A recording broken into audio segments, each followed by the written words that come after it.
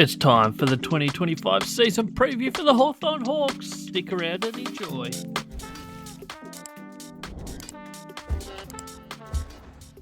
Welcome on in, everybody, to the All Aussie Rules YouTube channel. It's the 2025 season preview for Hawthorn Football Club coming your way today. Don't forget to like, comment and subscribe. As always, all those interactions help. Jump in the comments below. Let me know where you see Hawthorn finishing 2025. Is HokBall version 2.0 coming our way? And will it be as successful or more successful than 2024 HokBall? Let me know what you think. We're going to jump into it as we have been working through all the clubs. We've passed the halfway mark. We're going to continue on all this week and next week. And then into the final week before the season starts, with the Bulldogs coming out a day or two before the season officially kicks off with opening round. So stick around for all of that. Make sure you're subscribed. And let's jump into Hawthorn 2025. They finished 7th on the ladder in the home and away season. They went 14 wins, 9 losses after losing their first 6 or 7. 6 maybe. Incredible season from them. Incredible fight back from where they were and where they were expected to go early in the year. Absolutely incredible what they did in the second half of the year. They made finals, obviously. They finished 7th. Top 8 go through to finals and performed pretty well in finals too. They finished 7th on the ladder, so they had an away game against the Bulldogs in week 1 of the finals, but obviously 2 Victorian clubs played at the MCG, and Hawthorn kind of dismantled them. They didn't absolutely flog them, but they never really looked in trouble of winning that game. They were in control most of the way, and they got the win. So then they went to a semi-final where they played Port Adelaide, and it was one of the games of the season, in all honesty. It had everything.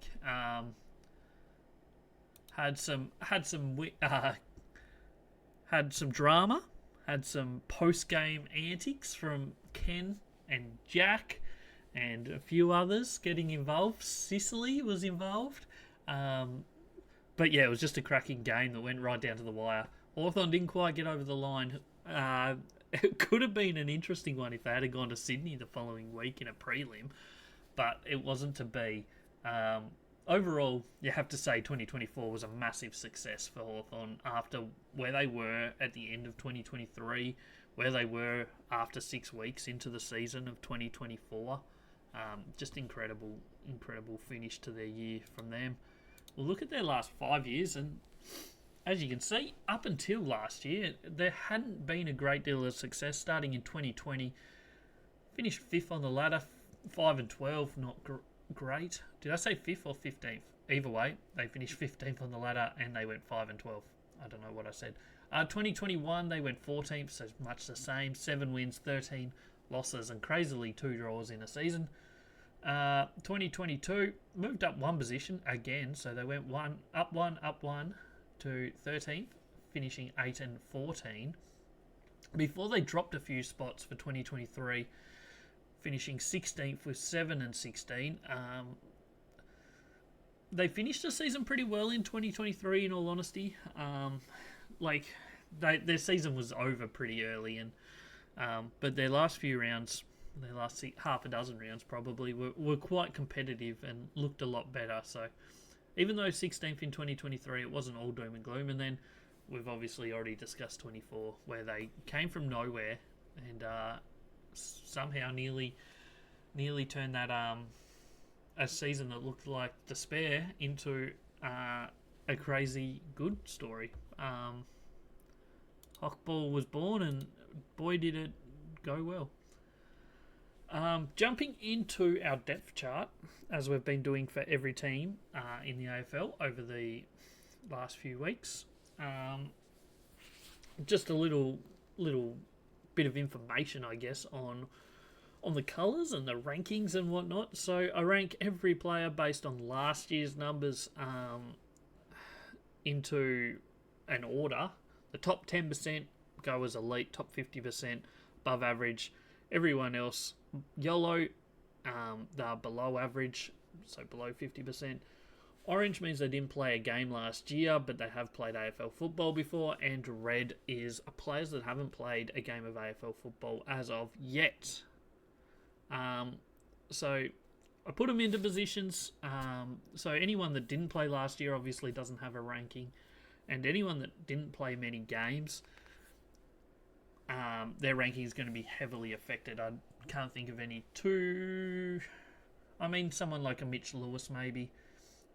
For Hawthorn here, might be higher ranked than a 64. He missed a lot of football, but yeah, that's how I've done it for this one.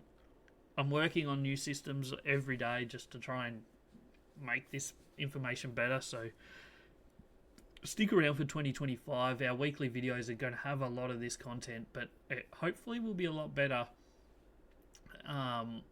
Week in, week out. So make sure you hit that subscribe button. We'll be bringing some great content through all year long. Anyway, let's jump into this depth chart and have a look at it, because Hawthorn's depth chart is one of the more interesting ones heading into 2025. What do they do with their key defenders, I guess, because you can't play them all. James Sicily and Tom Barrass both ranked elite last year. Obviously, Barrass has joined them this year from West Coast. He's going to be his first season with the Hawks. So they've got 2 rated elite in that range already. Then Josh Weddle was ranked 12th, Scrimshaw 13th, Josh Battle 15th, Sam Frost 39th, and Jai Sarong 61. In all honesty, you probably...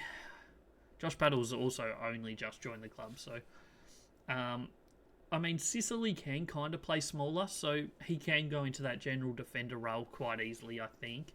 However, there's even an opportunity to maybe put him on a wing, maybe put him on a half-forward flank. He's probably going to be a bit of a flex player in 2025, I think. He's going to be that player, I think, where Hawthorn just put him where they need him for that day or for that moment. He did go forward a couple times last year, certainly late in quarters, in fourth quarters especially, when they needed goals. So, yeah, look for him to play that role again. He'll go forward at times. He might play a bit of wing. He might play running backman at times. He's probably going to have a lot of roles. Tom Barrass will go in as, I guess, their number 1 key defender now. Obviously joining from West Coast, which I don't know if he is a number 1 key defender for a team, to be honest. He's always kind of been behind Jeremy McGovern in that role over in the West, but he's an absolute star, so he'll be fine. Then you're going to play Weddle and probably Scrimshaw, so that's 3, but you're also going to be playing Battles, so that's why I think you're going to have Barrass, Weddle and Scrimshaw as your key defenders. Josh Battle probably playing more of a smaller, medium-sized defender. Sicily as your flex player around the ground. And then you probably only can fit 3 general defenders, which we'll move on to them now, which, surprisingly, they have 3 good ones. So Hardwick, provided he does play defender again, because last year pre-season they had him up forward a bit, and then the season started and they moved him back. He went forward a couple times. He did it against Collingwood in the second half in gather round and kicked 4 or 5 goals in that second half and nearly won the game off his own boot. But they don't really need a small forward or a medium-sized forward, in all honesty. They have some pretty good talent in that area. Carl Lamont and Jarman Impey, those 3 I think are your starters every week. Potentially one on the bench, but you know what I mean, the best 22 players. Seamus Mitchell, I doubt we'll see. I mean, he's going to have to play if there's injuries or whatnot, and same with someone like Bailey McDonald and even these couple rookies. Unless there's injuries, you won't see much of them, but they may well be needed. It's going to depend a lot on what they do with Sicily and Josh Battle and all their key defenders, I guess, in a way. Moving up to the other end of the ground, and to be honest, it's a pretty decent forward line they have, or starting to build as well. Key forwards wise, Chal last year was ranked 21, Gunston was 23, and Kaushadir 25. with Mitch Lewis 64 and Ramsden 74. You won't see much, if anything, of Jasper Scaife this year, I don't think. I think perfect world for Hawthorn. Cal Shadir is probably going to be their number one key forward going forward. Him and Mitch Lewis, I think, would be their ideal setup for key forwards. Chol is the third tall if they want to run three tall forwards or not. Will revolve around that, I guess. And Gunston, I guess, more as coverage. He'll probably play a fair bit of games, but I don't have him in their best 22 at the moment. And yeah, more injury cover, more just coverage all round, I think. He's an absolute gun, don't get me wrong, but he's getting towards the end, and I just feel like these younger players are the better option for them. General forward-wise, they had the number one ranked general forward, in my rankings at least, last year in Dylan Moore. He was huge from the get-go, even when they were losing games early season. He was really doing a great job. He was the one keeping them going, in all honesty. He had a really, really good start to the season and continued it on all the way through. Jumping through to some of their other general forwards, Connor McDonald had a great season. He was ranked 19th last year, so really good from him. And then Ginnivan, 48. His best was really good. He's getting to that age now where he should be getting close to his best. So he could be someone that moves even higher up. Obviously, premiership player with Collingwood, looking to become a premiership player with his childhood favourite team. So we'll see how he goes there. But he's certainly got a lot of talent. Nick Watson, for a first-year player last year, had an outstanding season. Potentially could have been a lot higher than 53 if he had a kick straight in that first half of the season. He missed a lot of shots early, but his second half, he started to tidy that up, and he was really damaging to a lot of teams in that back half of the year last year. Luke Bruce, once again, kind of like what I said about Jack Gunston, more a coverage player at the moment. He was sub a lot last year, probably going to be sub a lot again this year. He's going to be injury coverage and sub. I think that's pretty much his role now. Sam Butler, he's more of a in case of emergency player, I think, at the moment, in terms of where they're at. Their midfield line is really quite strong as well.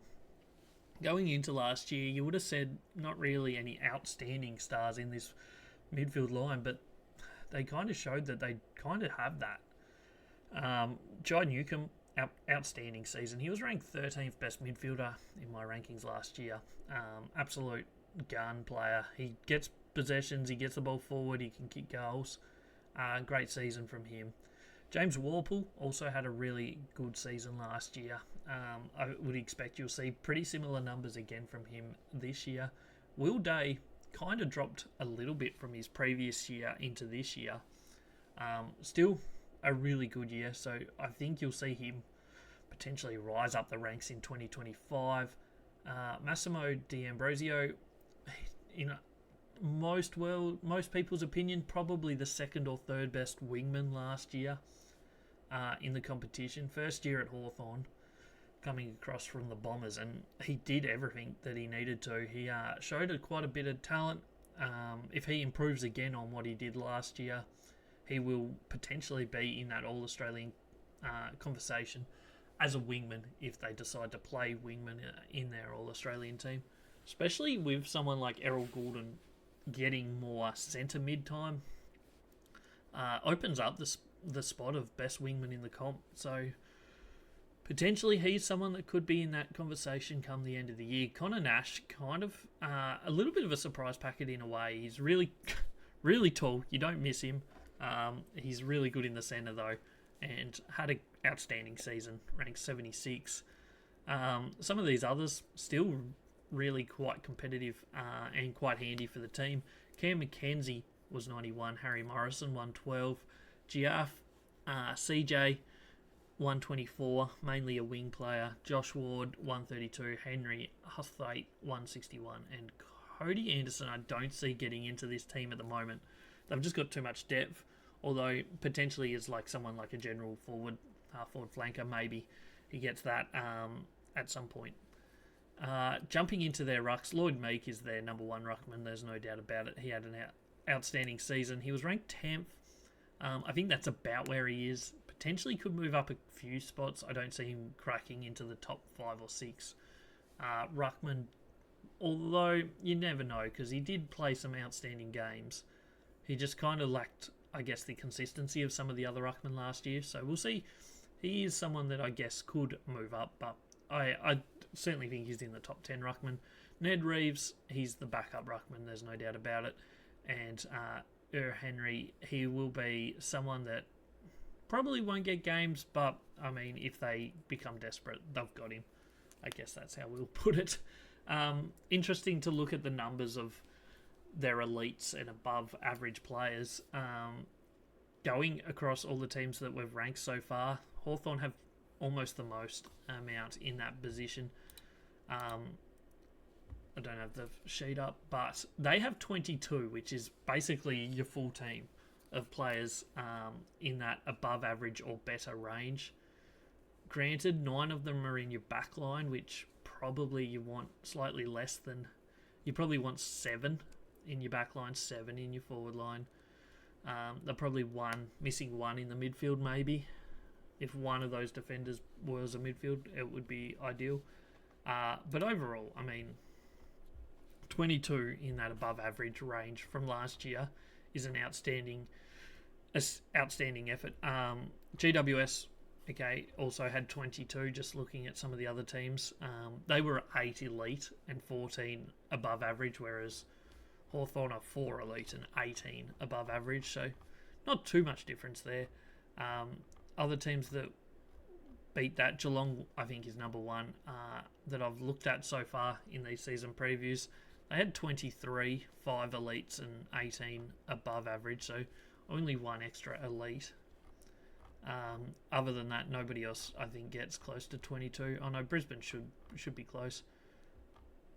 No, so even Brisbane are only 19 based on last year, but they've got some players that will almost certainly move up, I think, from where they were last year.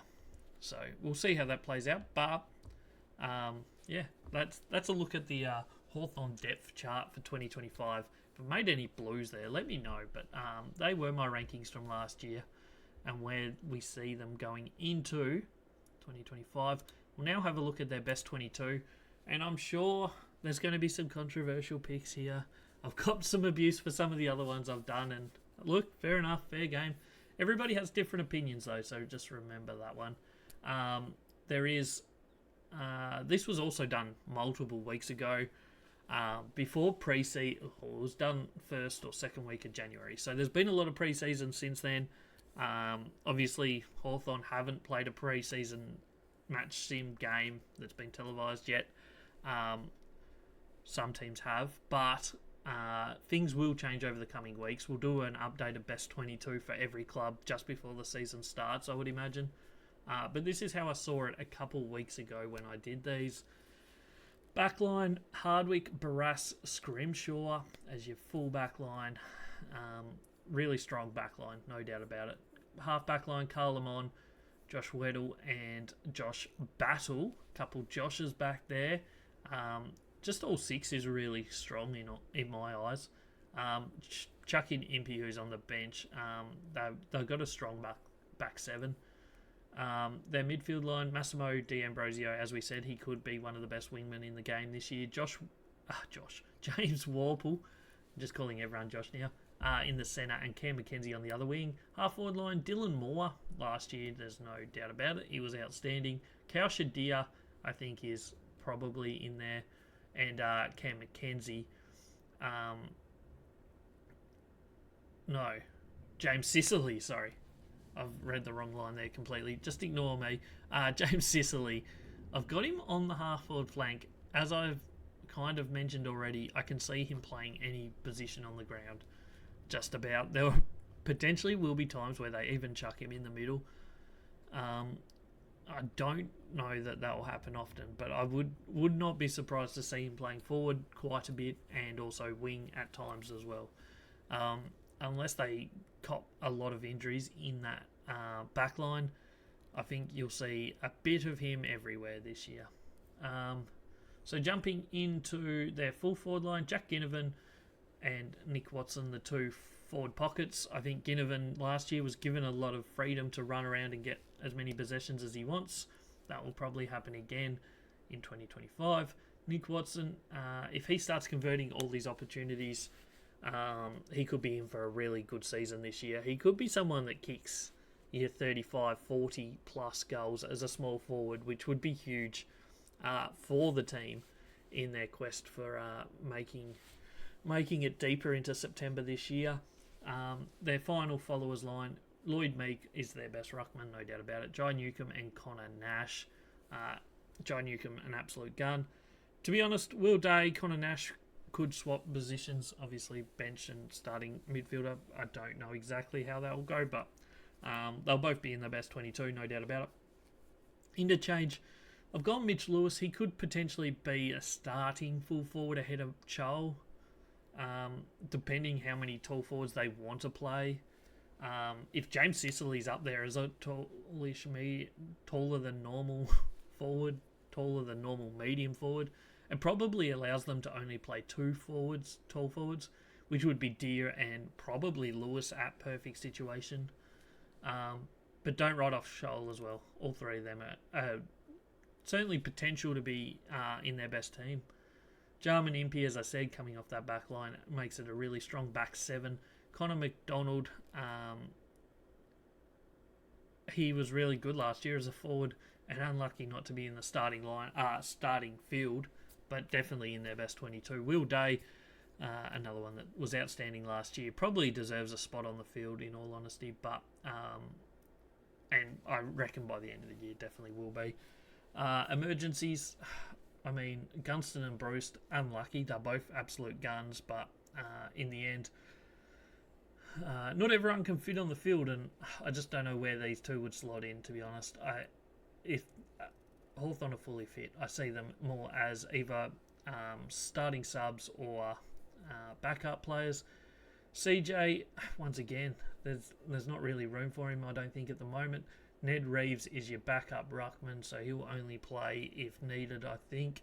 Then we got Sam Frost, who, once again, is good enough to be a key defender.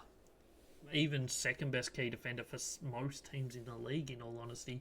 He would be a starting key defender for almost every team. But on this Hawthorn lineup, there's just not room for him at the moment. He will certainly play games. He will certainly be coverage throughout. But, he's unlucky that they've just recruited so many key defenders. And Harry Morrison is another one that kind of unlucky, but, I mean, I think we'll see a bit of him this year, and he could be someone that takes another step up in his development this year. So that's our best 22. We'll now just finish quickly with a snapshot of season 2025 for Hawthorn. They started with an absolute cracking game, opening round at the SCG against the Sydney Swans. That'll be a must-watch game, in all honesty. Both teams went really quite well last year. Sydney home and away season were outstanding. Obviously, grand final day let themselves down. Hawthorn got flying towards the end. Two teams that should be there or thereabouts again. Obviously, we haven't done the Sydney preview yet, but come back in a couple weeks, next week sometime, when the Sydney one drops. But that should be a cracking game. That means they're going to have a bye in round 4, and they've also got another bye in round 15. They play gather round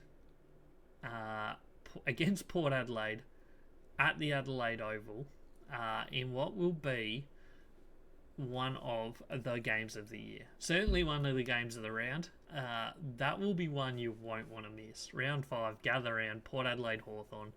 Obviously, after what happened last year in the semi-final between these two teams, don't take away the fact that Port Adelaide also knocked Hawthorn out of the AFLW last year in a semi-final.